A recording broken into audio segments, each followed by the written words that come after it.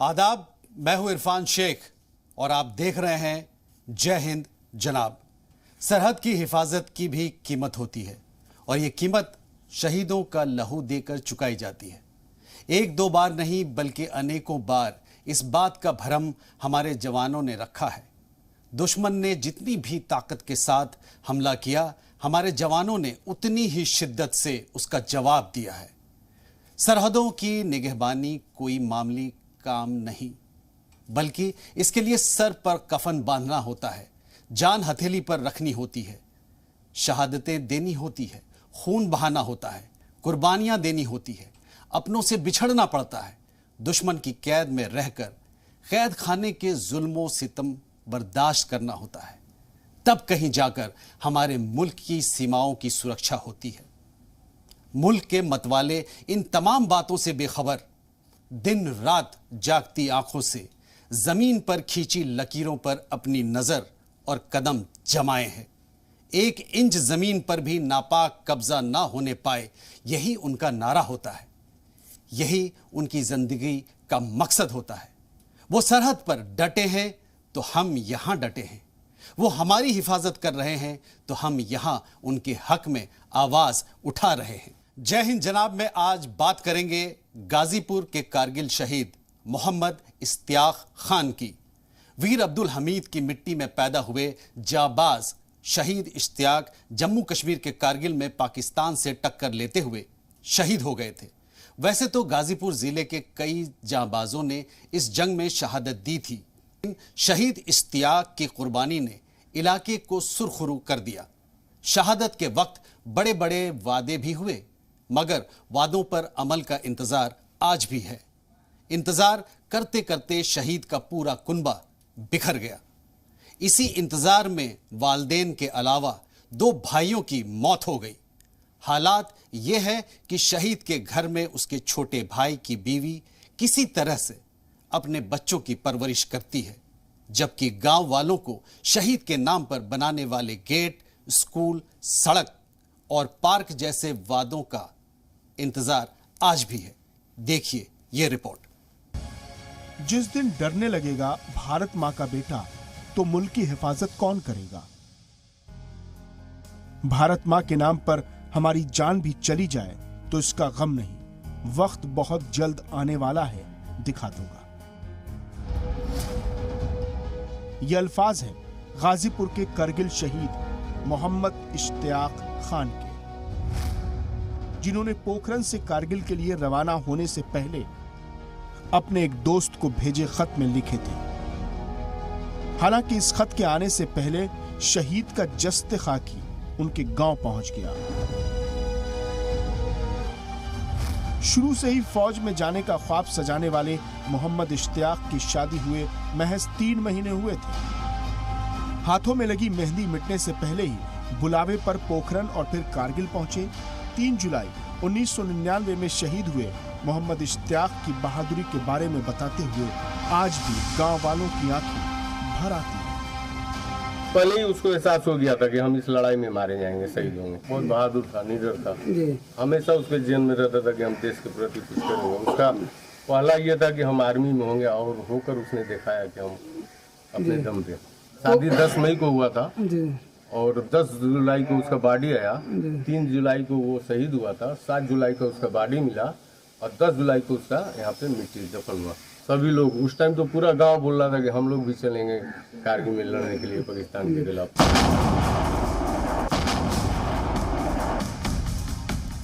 शहीद इश्तियाक की शहादत के बाद पैदा हुए उनके भतीजे को भी इस बात का फख्र है कि वो एक शहीद का बेटा है, जिन्होंने दुश्मनों से टक्कर लेते हुए शहीद होना तो कबूल कर लिया, लेकिन अपनी सरहदों को सिमटने नहीं दिया। तो वहीं शहीद के आबाई घर में रहने वाली शहीद के छोटे भाई की बेवा हर तरह की परेशानियों में बच्चों की परवरिश करने को मजबूर है। जैसे मैं वो संभाले वैसे सुने, घर से आदमी बताए, अम्मी बताई, पापा बताए। ये 1999 में कारगिल युद्ध के पाकिस्तान से युद्ध हुआ, उसी में शहीद हो गए। खाने पीने का सब कुछ का दिक्कत, घर द्वार सब कुछ का बहुत दिक्कत है।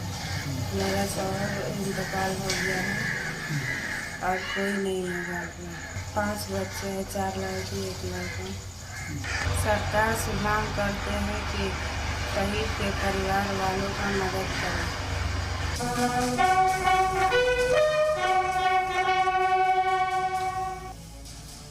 वैसे तो कारगिल जंग में हमारे सैकड़ों जांबाज शहीद हुए, जिसमें गाजीपुर के भी कई जवान शामिल रहे।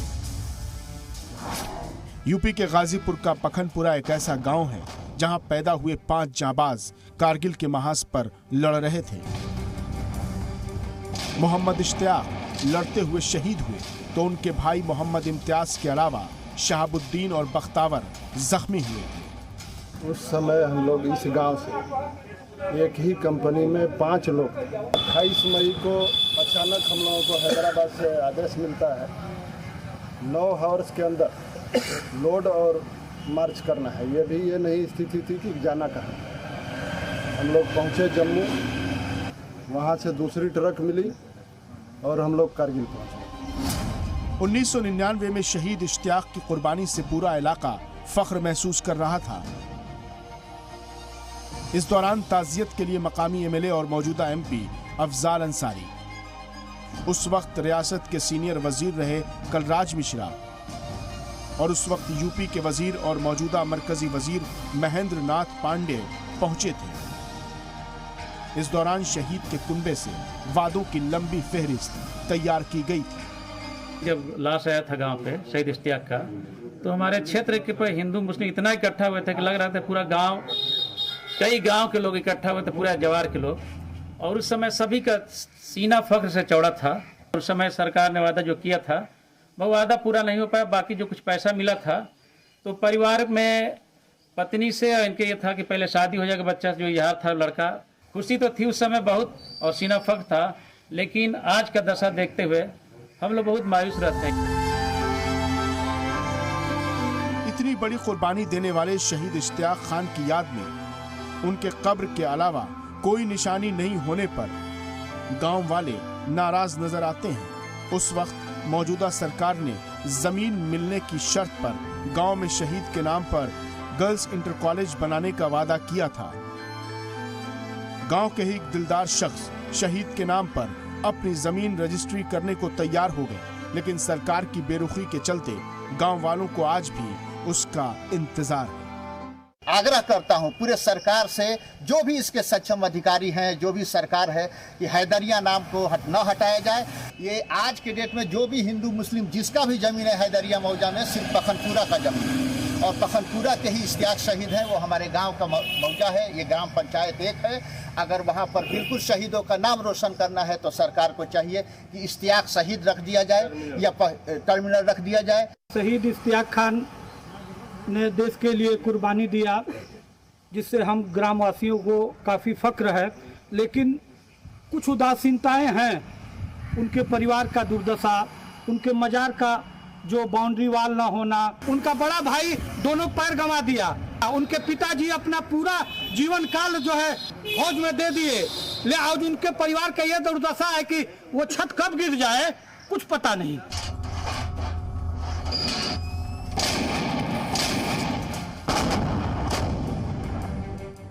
बता दें कि 1999 में कारगिल के बटालिक सेक्टर को तकरीबन 5000 से ज्यादा पाक दरअंदाजों ने अपने कब्जे में ले लिया था। ऐसे हालात में इस चोटी पर कब्जा करने का काम 22 ग्रेनेडियर्स की चार्ली बटालियन को सौंपा गया।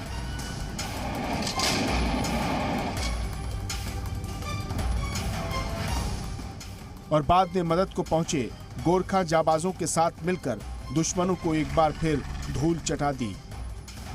इस जंग में जाबाज जवानों की बहादुरी पर किसी शायर का यह शेर दोहराना गलत नहीं होगा कि खूने हमीदी पे जो अब भी वफा का शक हो तो कारगिल की चोटियों से फिर पूछ लो दोबारा। खुदा से मोहब्बत, इस मुल्क से मोहब्बत, यहाँ के लोगों से मोहब्बत, इससे बड़ी चीज कोई भी नहीं है इस दुनिया में। आशिक के मिजाज पे दुनिया कायम है। इसको अगर मैं संस्कृत में कहूं तो प्रबल प्रेम के पाले पड़कर प्रभु को नियम बदलते देखा। ये इश्क, ये मोहब्बत अपने देश के लिए इतना जबरदस्त चीज़ है कि जो लोग इसमें पढ़ते हैं वो खो जाते हैं। आज हमारे स्टूडियो में मौजूद हैं रिटायर्ड कर्नल वीएन थापर साहब। मुझे याद है जिस वक्त मैं एक कॉरेस्पॉन्डेंट हुआ करता था, लेफ्टिनेंट विजयन थापर की शहादत हुई थी और बहुत सारे लोग, एक लंबी कतार, ट्रैफिक जैम, बहुत सारी गाड़ियां पीछे पीछे। मैंने देखा वहां पे एक 95 ईयर ओल्ड मैन, वो लंगड़ाता हुआ चल रहा था। मैंने कहा कि बाबा कहीं बैठ जाओ, कहां जा रहे हो? वो गुस्से से उन्होंने कहा, बेटा मुझे रोको नहीं, मैं फूल फेंकना चाहता हूं उस बेटे पर जिन्होंने अपने देश के लिए कुर्बानी दी। मैं सैल्यूट करता हूं रिटायर्ड कर्नल वीएन थापर साहब को। Thank you very much sir for coming to our studio. बहुत बहुत शुक्रिया। आपने ये स्टोरी देखा, आपने देखा जिन लोगों ने शहादत दी है इस मुल्क के लिए, कहीं ना कहीं कुछ इश्यूज है, कुछ प्रॉब्लम्स है। क्या हम लोग सब मिलके इस इशू को रिजॉल्व नहीं कर सकते? बिल्कुल कर सकते हैं, बल्कि ये प्रॉब्लम्स को रिजॉल्व करना हमारी सबसे बड़ी जिम्मेवारी है। मैं आज आपके स्टूडियो से बताना चाहता हूं कि जो जंग है वो हथियारों से लड़ी जाती है, ठीक है, लेकिन वो जो अंदरूनी ताकत है उससे जीती जाती है। जो आपकी स्पिरिट है, जो आपके अंदर जज्बा है, उससे जीती जाती है। और ये जज्बे जो हैं वो तब पैदा होते हैं जब एक सैनिक जो फ्रंट पे है उसको पता है कि पूरा देश मेरे पीछे है, पूरा देश मेरे पीछे है और मेरे उसको उसके दिमाग में किसी किस्म की खौफ या वरी नहीं होनी चाहिए कि मेरे जाने के बाद मेरे परिवार का क्या होगा। ये तो आखिरी चीज़ होनी चाहिए। तो इसलिए ये दायित्व बनता है, ये हमारी सबकी जिम्मेवारी बनती है, ये देखना कि शहीद परिवार को हम भली भांति देखें, उनकी जो भी ज़रूरत है उसकी तरफ तवज्जो दें और जो कुछ हो सकता है वो किया जाए। तो ये मेरी गुजारिश है कि जो वहाँ के डीएम साहब हैं और जो वहाँ के एसएसपी साहब हैं वो इस परिवार के जो प्रॉब्लम्स हैं उनको देखें और उनको दूर करें, तभी जो सैनिक है उसका मनोबल ऊपर बढ़ता है। और ये तो परिवार ऐसा है जिसमें 3-4 नाम उन्होंने गिना दिए जो शहीद हुए हैं और जो अपने अंग वहाँ पे गंवा के आ गए हैं।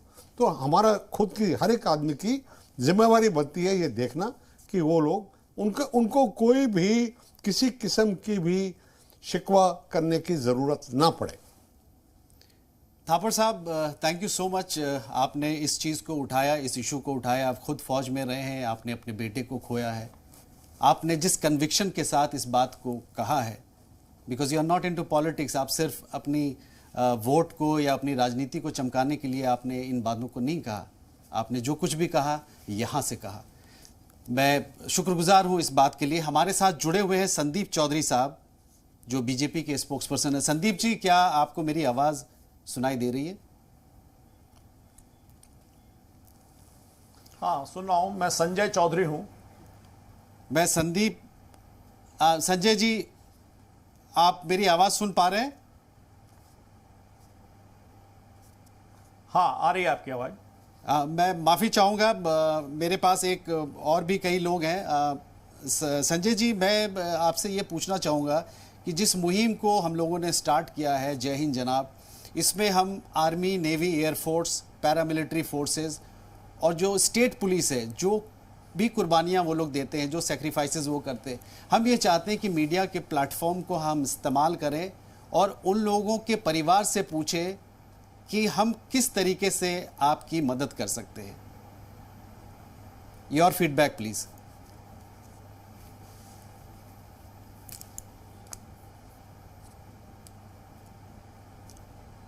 जी संजय जी। नहीं, आपका कार्यक्रम बहुत शानदार है और जी ग्रुप को इसके लिए बहुत बहुत बधाई, जो सैनिकों के कल्याण के लिए और उनकी असुविधाओं के लिए कोई कार्यक्रम चलाता है। और मैं अभी आपके कार्यक्रम को देख रहा था ऐसा लगा है कि जो ये इश्तियाक खां साहब का जो मामला है उसमें उनकी कुछ अपेक्षाएं हैं, उस गांव की अपेक्षाएं हैं, उनके परिवार की कुछ अपेक्षाएं हैं। और मैं आग्रह करूंगा आपसे कि अगर वे आपके पास इस प्रकार के उनकी जो ग्रीवांसेस हैं वो आपके पास हैं तो आप अपने लखनऊ कार्यालय को उसको भिजवाने का कष्ट करेंगे। और मैं पार्टी के प्रवक्ता के नाते ही नहीं, मैं व्यक्तिगत रूप से उसमें नियमानुसार जो भी कर सकता है सरकार कर सकती है, मैं उसके लिए प्रयास कर सकता हूं और उनकी समस्या का समाधान होगा। मैं आपके चैनल के माध्यम से जो भी उस परिवार के, उस गांव के लोग सुन रहे हैं उनको मैं आश्वस्त करना चाहूँगा कि पूरी उनकी जो अपेक्षाएं हैं उसमें अगर कोई कमी रह गई होगी तो निश्चित रूप से मैं पार्टी की तरफ से भी और अपने भी प्रयास से उसे पूरा निश्चित रूप से पूरा करूँगा। Sanjay ji, we are really thankful and we are really grateful कि आपने ये इनिशिएटिव लिया और आपने कहा कि आप इस पर्टिकुलर केस को देखेंगे। मुझे पूरी उम्मीद है कि आप अगर पीएमओ भी जाएंगे, प्राइम मिनिस्टर्स ऑफिस भी जाएंगे या आप चीफ मिनिस्टर्स ऑफिस भी जाएंगे, योगी साहब से आप मिलेंगे, तो मुझे 101% ये यकीन है कि ये काम होगा और 101% होगा।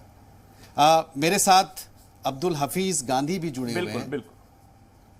अब्दुल हफीज़ साहब, अब्दुल हफीज़ साहब जी, मेरी आवाज आ रही है? जी जी बिल्कुल आ रही है, वेरी लाउड एंड क्लियर।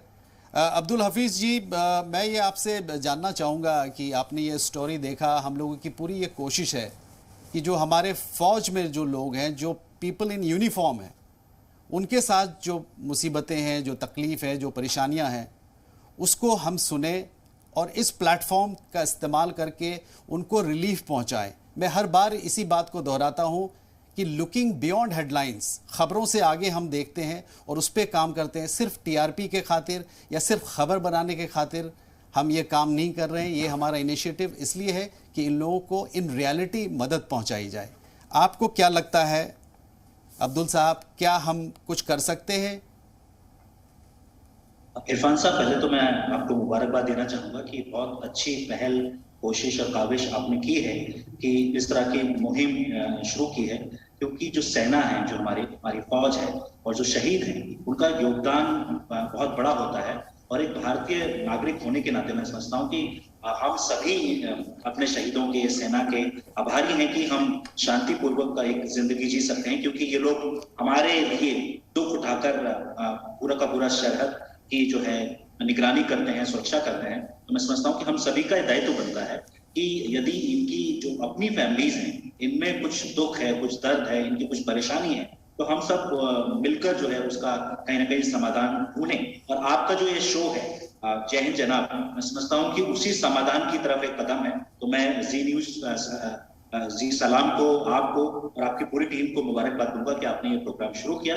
जहां तक अभी हम स्टोरी सुन रहे थे शहीद इश्तियाक खान साहब की, मैं समझता हूँ कि सरकार को इस तरफ ध्यान देना चाहिए। इसी तरह भी मैं आपकी डिबेट में आने से पहले कुछ इंटरनेट पे पढ़ रहा था, तो मैं ये देख रहा था कि जो पुलवामा में जो सीआरपीएफ के जवान शहीद हुए थे, उनकी फैमिलीज की भी कहीं ना कहीं इस तरह की जो शिकायतें हैं, तो उसको भी सरकार को ध्यान देना चाहिए। जैसे शहीद अश्विनी कुमार काची हैं, ये जबलपुर से हैं। इसके बाद जो है वो शहीद श्याम बाबू कानपुर देहात से हैं। शहीद रतन ठाकुर जी भागलपुर से हैं। शहीद जितेंद्र सिंह जी ये भिंड मुरैना से मध्य प्रदेश से हैं। शहीद हरीश चंद्र पाल जी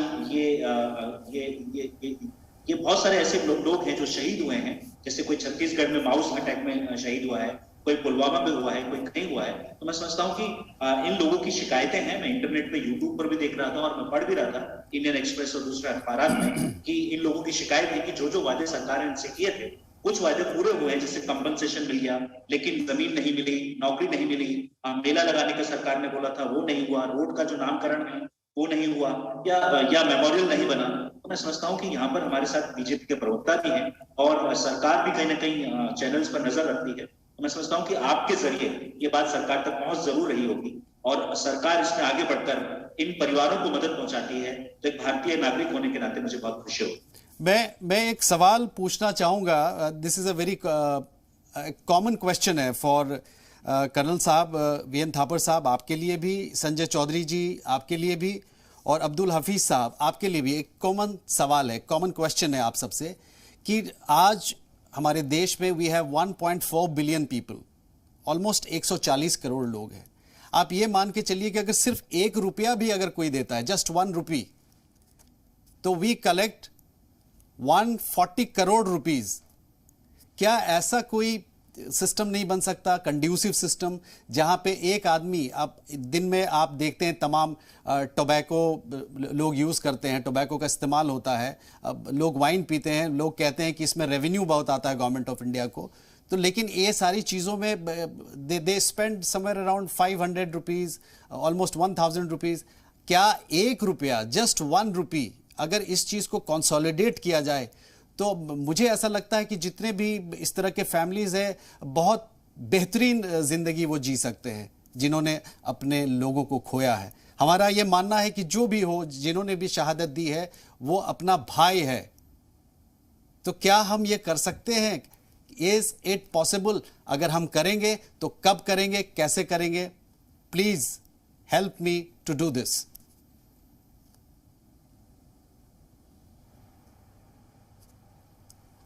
पहले संजय जी, कैसे हम इनिशिएट करें? इरफान साहब, आपने जिस प्रकरण को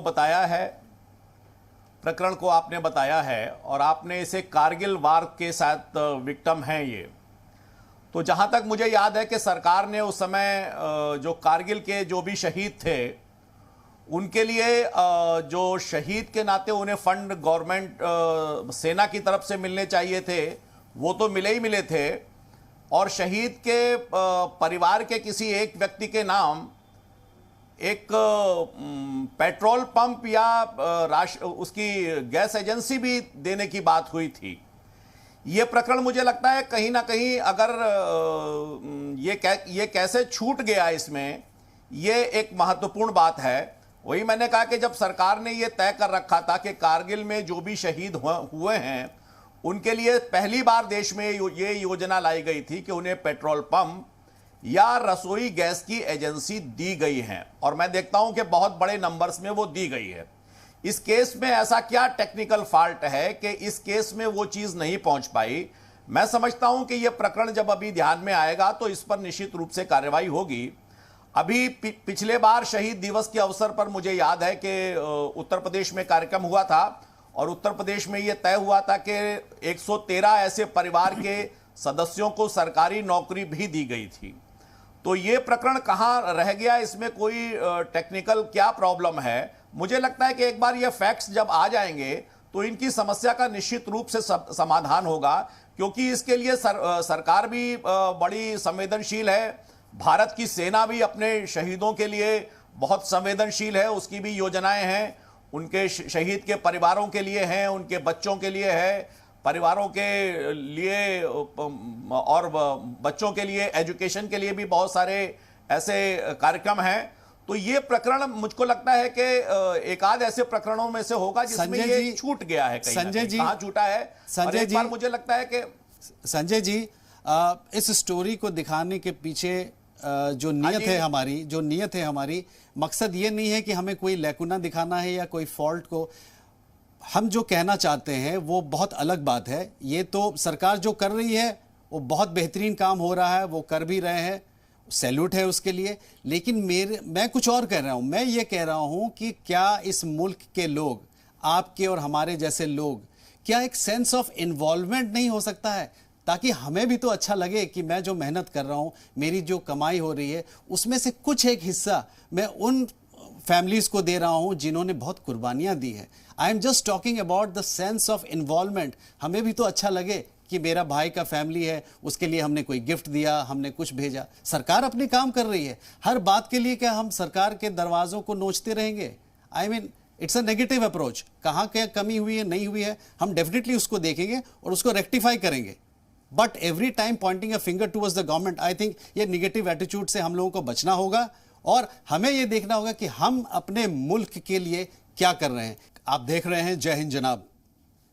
हमारे साथ कर्नल वीएन थापर साहब मौजूद हैं। कर्नल साहब, मैं बात कर रहा था ब्रेक से पहले कि क्या हमारे मुल्क में 1.4 बिलियन लोग हैं, क्या एक कंसोलिडेटेड फंड हम लोग बना सकते हैं, नहीं बना सकते हैं?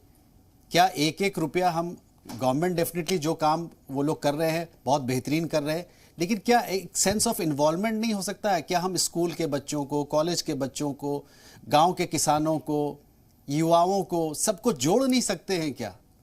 इज इट पॉसिबल और not? It is of course possible, बिल्कुल पॉसिबल है, क्यों इसमें कोई दो राय नहीं है। लेकिन आपको दो बातें समझनी चाहिए जी। एक बात तो ये है कि जो सैनिक लड़ता है और अपना बलिदान कर देता है, अपने जान देश के लिए निछावर कर देता है जी, उसके दिल में कोई चीज पाने की वो आशा नहीं होती, सिर्फ देश के लिए करता है वो जो भी करता है। ये सबसे पहली चीज समझनी चाहिए। ये समझना कि वो उसको जमीन मिलेगी या उसको ये मिलेगा वो मिलेगा, वो उसके दिल में कभी नहीं होता।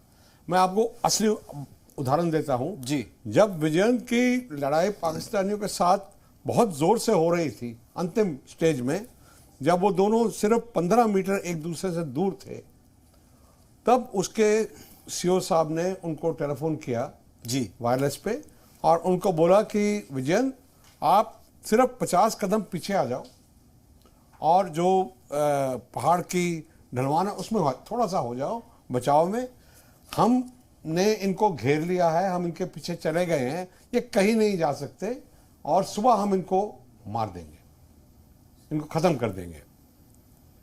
विजयंत ने कहा कि नहीं सर, यहां तक पहुंचने में हमारे 8 आदमी मारे गए हैं और इतने लोग घायल हो गए हैं, इसलिए मैं पीछे नहीं आ सकता।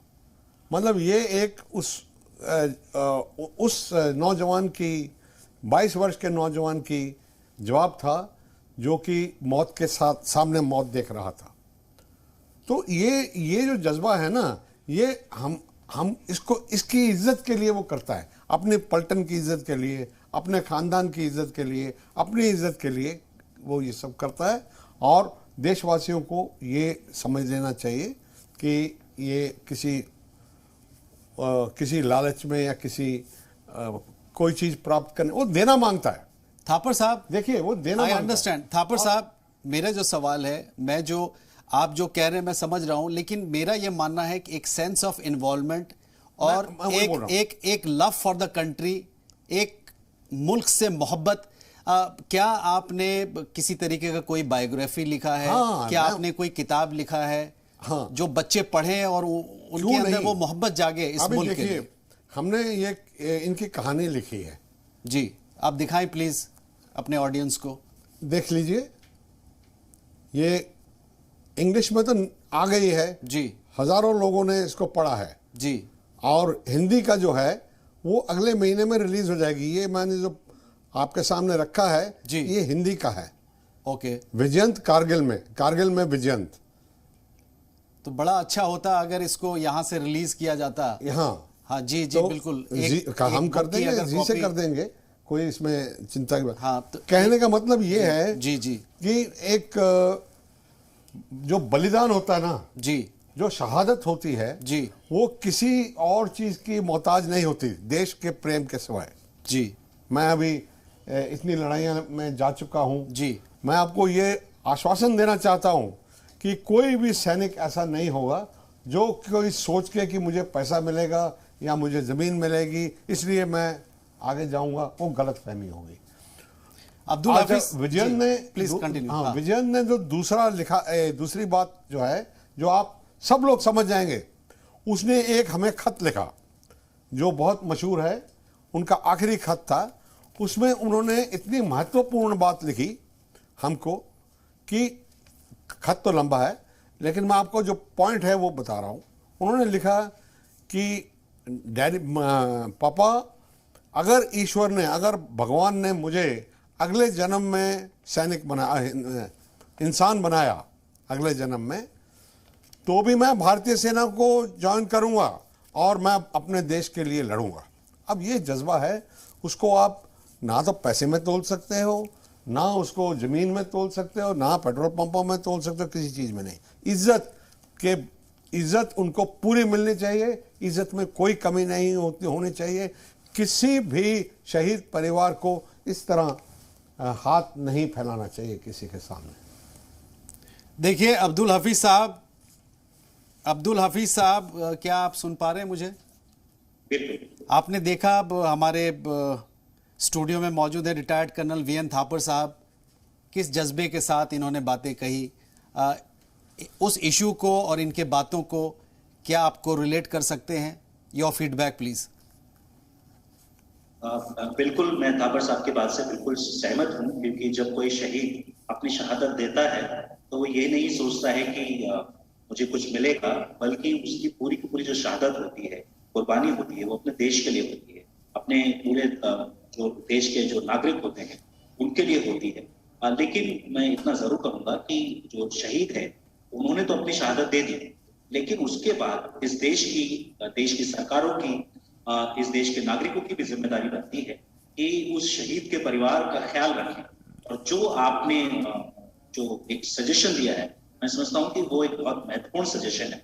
जैसे हमारे पास ऑलरेडी कुछ इस तरह के फंड्स हैं, प्राइम मिनिस्टर रिलीफ फंड है या पीएम केयर फंड है, तो इसी तरह का हम एक फंड बना सकते हैं जहां पर हम जो शहादत देते हैं उनके परिवारों की मदद के लिए इस तरह का कोई फंड बना सकते हैं, और उसमें भारत के नागरिक उस फंड में अपना योगदान देने में फख्र महसूस करेंगे। तो ये बहुत अच्छी चीज है, और जैसे आपने कहा कि वो इन्वॉल्वमेंट भी फील करेंगे और पेट्रियोटिज्म भी फील करेंगे, तो मुझे लगता है कि बहुत अच्छा सजेशन है जो कि सरकार को ये मानना चाहिए। और भारत के नागरिक इतने देशभक्त हैं कि वो अपने जो सैनिकों के परिवार हैं उनका वो ख्याल जरूर रखना चाहिए। संजय जी, हम लोगों की ये देखा गया है मोस्ट ऑफ द टाइम कि हम मंदिर जाते हैं, मस्जिद जाते हैं, गुरुद्वारा जाते हैं, दरगाह जाते हैं, इन सभी जगहों में दर्शन करते हैं और फिर दान भी करते हैं। सिद्धि विनायक है, आपका तिरुपति मंदिर है, अजमेर शरीफ है, यहाँ से बहुत सारे लोग all over from various parts of the world वो जाते हैं, डोनेट भी करते हैं। तो इस तरह का जो एक पहल है, जो आस्था है हमारा, तो ये जो इस मुल्क के लिए जो मोहब्बत है वो भी एक आस्था है, वो भी एक प्यार है जिसका इजहार बहुत सारे लोग करना चाहते हैं, बहुत कुछ करना चाहते हैं, लेकिन उनको एक प्लेटफॉर्म नहीं मिलता है। तो आपसे मेरी दरख्वास्त है, क्योंकि you are part of the BJP और बहुत आप आसानी से इन बातों को रख सकते हैं, और luckily we have a great prime minister, we have a chief minister जो इन बातों को, मुझे ऐसा नहीं लगता है कि वो इग्नोर करेंगे या कर पाएंगे। तो मेरा यह मानना है कि आपकी तरफ से क्या पहल होगा, इसको कैसे हम आगे बढ़ाएं? देखिए इरफान साहब, आपका जो बेसिक थॉट है कि लोगों का इन्वॉल्वमेंट इसके लिए होना चाहिए जी।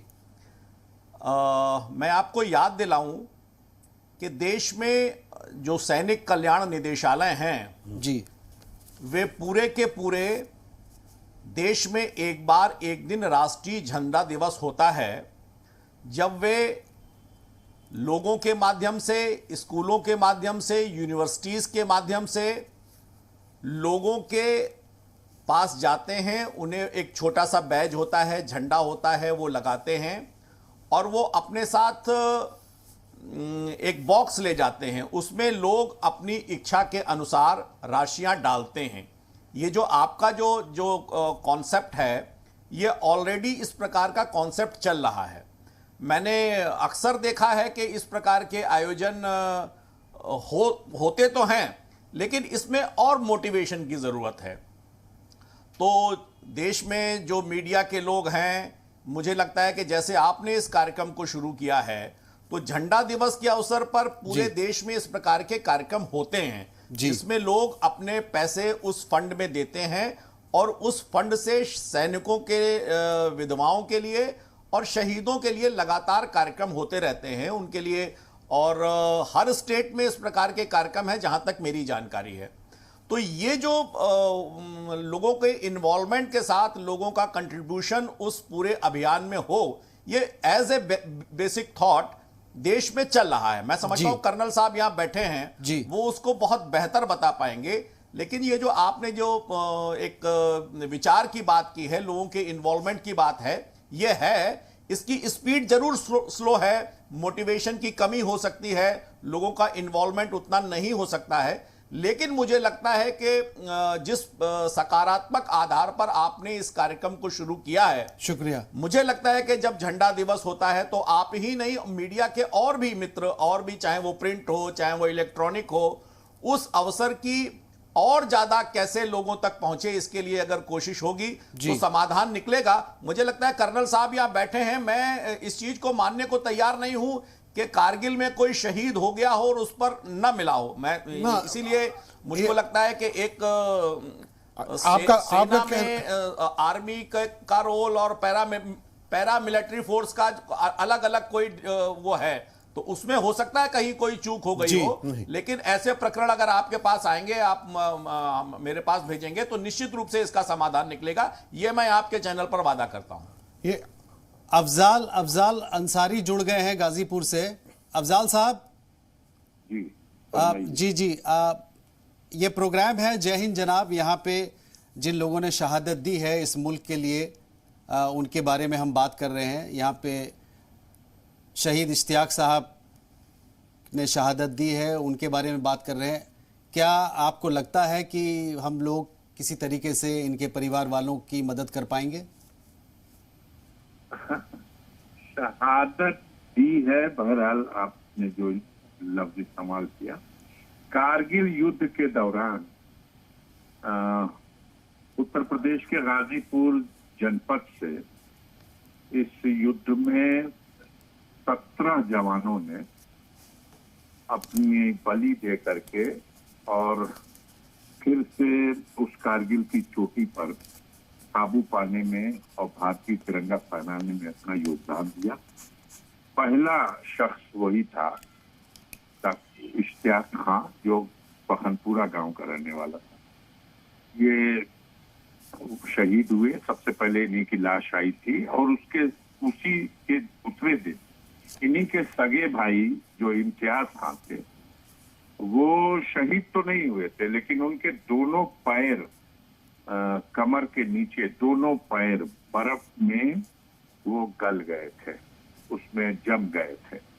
वो भी उसी स्थिति में थे, बस वो जिंदा थे लेकिन वो अपने पैरों को हिला भी नहीं सकते थे, ऐसी स्थिति थी। इसके अलावा भी गाजीपुर से तमाम लोग, जयप्रकाश यादव और उसके बाद राम दुलार यादव, ये 17 लोग थे। और गाजीपुर का एक इतिहास रहा है कि जब जब कभी सीमाओं पर, देश की सीमाओं को दुश्मन ने चुनौती दी है, तो भारतीय सेना में जो गाजीपुर के जवानों का बलि देने का एक इतिहास है, वो पहले युद्ध 1947 में देश की आजादी के फौरन बाद कश्मीर की सीमा पर जब नौशेरा घाटी और झांगर घाटी के लिए युद्ध हुआ और भारतीय सेना का सबसे बड़ा ऑफिसर जो ब्रिगेडियर स्मान के नाम से जिन्हें दुनिया याद करती है, उन्होंने नौशेरा में कुर्बानी दे करके और अपने सरहद की हिफाजत में अपना फर्ज का अंजाम दिया। अब्दुल हमीद का नाम दुनिया आज भी उनकी वीरता को सलूट करती है, गाजीपुर के ही थे। एक बात मैं आपके चैनल के माध्यम से कहना चाहता हूँ, इस सरकार से कहना चाहता हूँ कि अभी 2 दिन से और कई दिनों से लगातार जलियाना वाले बाग के उसको काफी रेस किया गया कि फिर से उस जलियाना वाले बाग के स्थल का नया शेप देने का काम किया है। और हमारे प्रधानमंत्री ने अपने वक्तव्य में इस अवसर पर उन शहीदों को श्रद्धांजलि भी दी, उनकी शहादत को याद किया। जब 1919 में जनरल डायर ने जलियाना वाले बाग के नाम से मशहूर इस कांड में अपने मुल्क की आजादी के लिए सत्याग्रह करने वालों पर बेरहमी से गोली चलाई थी, जिसमें 500 से लेके 1000-1500 तक की संख्या थी लोग मारे गए थे और घायल हुए थे। देश की जनता के सामने कभी उन शहीदों को और उन घायलों के नाम की सूची नहीं प्रस्तुत की जाती, उसे छुपाया जाता है जानबूझ के। ये एक अपने आप में विडंबना की बात है।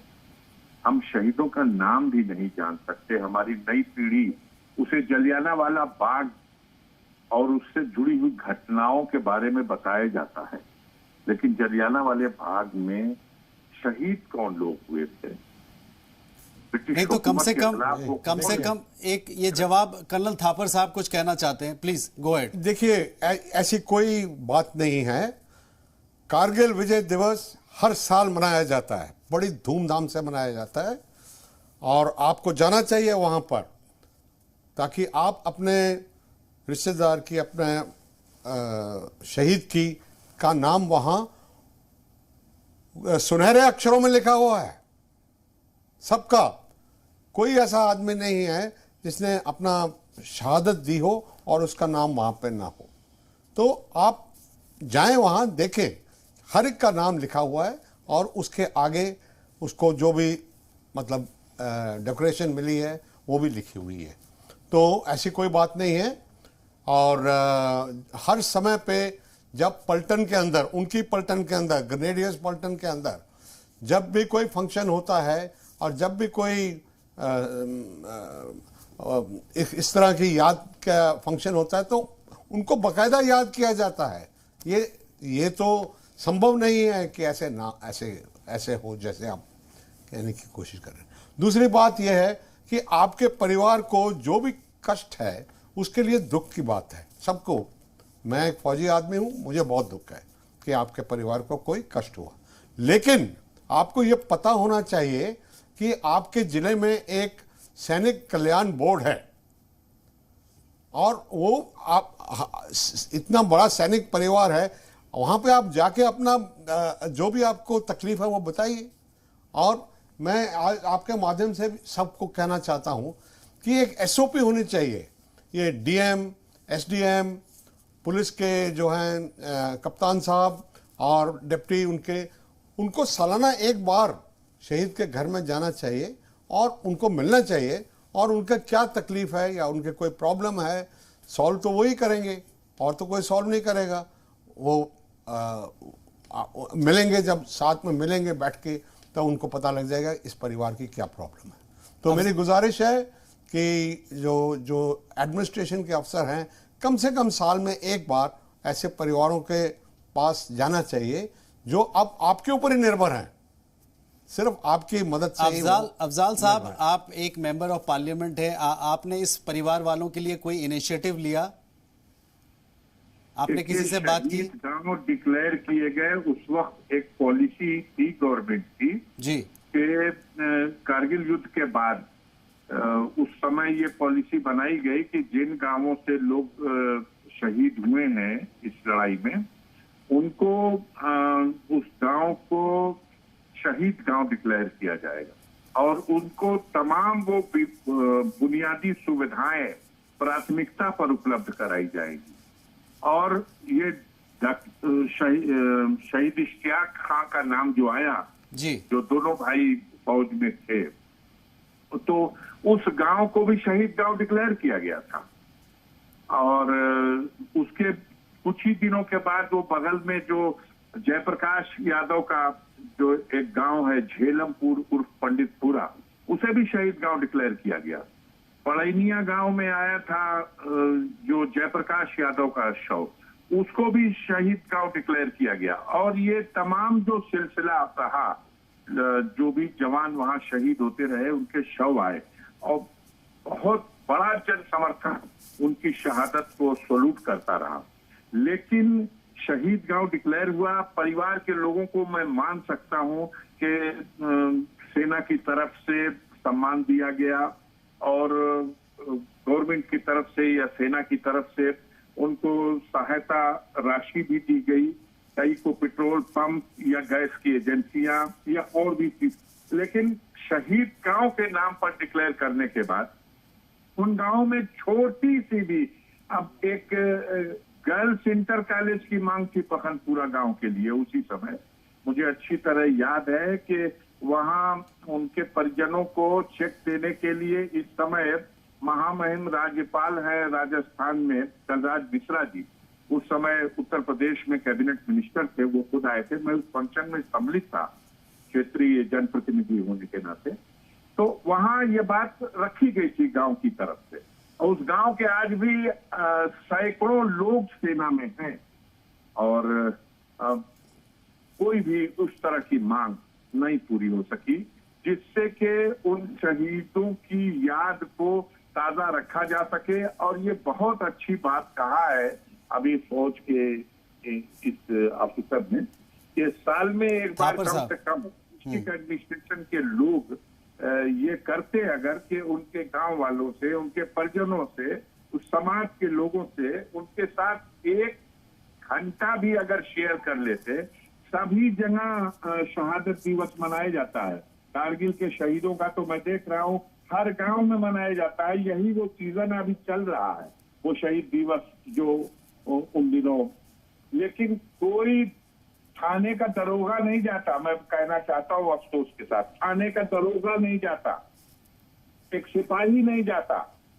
परिजन, गांव के लोग और उसके आसपास के लोग उन शहीदों को सलूट करने के लिए, उनकी शहादत को याद करने के लिए इकट्ठा होते हैं, फूल माला चढ़ा देते हैं, लेकिन इससे आगे कहीं कुछ नहीं। कई गांवों में उनकी प्रतिमाएं भी लगाई गई हैं, और हमारे यहाँ गाजीपुर में बस एक अब्दुल हमीद के, वीर अब्दुल हमीद के गांव पर धामूपुर में जो कार्यक्रम होता है उसमें सेना के बड़े से बड़े जनरल तक आए, और उसमें मैं मानता हूं कि पार्टिसिपेट करते हैं। लेकिन कारगिल युद्ध में बगल से सड़क गुजर रही है, अभी नई जो पूर्वांचल एक्सप्रेस वे शुरू हुई है, वो स्टार्टिंग पॉइंट है, वहीं 100 मीटर की दूरी पर शहीद इश्तियाक खां की मजार है, लेकिन उस सड़क का नाम नहीं रखा जाएगा, तो मोड़ का भी नाम नहीं रखा जा सकता शहीद के नाम पर। मांग हो रही है। अफजाल साहब आपका वैलिड पॉइंट है, दिस पॉइंट इज टेकन, लेकिन मेरा यह मानना है कि इंटर कॉलेज की जो बात कही जा रही है, और एक इशू जो आपने रेज किया कि जो स्टेट पुलिस है उन लोगों को प्रोएक्टिव होने की ज़रूरत है, और ये बहुत दुखद बात है कि पुलिस फोर्स के लोग वहाँ पे नहीं जाते हैं या कम जाते हैं या प्रोएक्टिव नहीं है। मेरा ये मानना है कि हम सभी को, स्पेशली पुलिस इन यूनिफॉर्म, उनकी तो और मॉरल रिस्पॉन्सिबिलिटी बढ़ती है कि हम जो लोग शहीद हुए हैं वहाँ पे जाएं, एक प्रोएक्टिव एटीट्यूड के साथ काम करें, ताकि लोगों को कम से कम ये कह सके कि देश है तो हम हैं, देश नहीं तो हम नहीं। Thank you very much all of you, बहुत बहुत शुक्रिया आप लोग हमारे साथ जुड़े इस खास प्रोग्राम में। जय हिंद जनाब, हम लेकर फिर आएंगे नेक्स्ट वीक।